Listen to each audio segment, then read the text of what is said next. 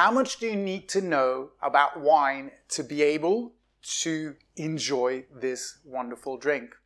Consider the story of my friend Stefano. Stefano adores classical music. He listens to classical music all the time, and he is fortunate enough to have a friend called Gianni. Gianni's a conductor, so he knows his classical music.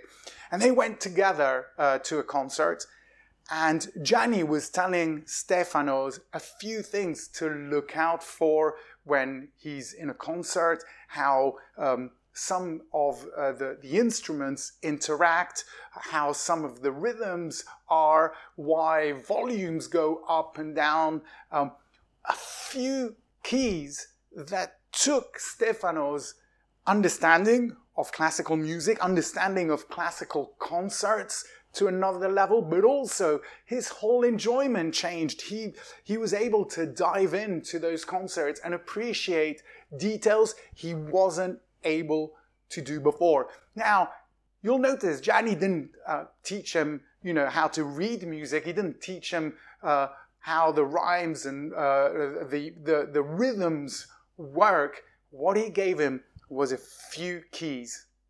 It's not about understanding a whole bunch of theory. It's about understanding a few key points. Basics which are often overlooked in many wine courses. And I know I've been teaching people about wine for nearly 20 years. I've taught nearly 11,000 people to date. And what I realized was that too often we overlook a few of those basics you need to get your head around to actually enjoy wine. It's not about, filling you up with a bunch of theory. It's giving you the knowledge, the keys to be able to enjoy wine. And this is exactly what I want to do for you.